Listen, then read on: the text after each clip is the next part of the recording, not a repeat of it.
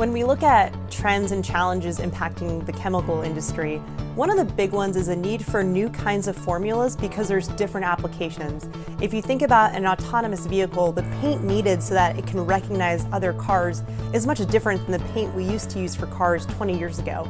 So again, the idea of a digital world really coming into the physical world is creating a need for new chemicals to meet those needs.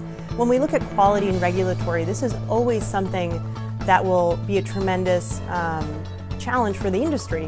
When we look at regulations, there's state regulations even within the United States.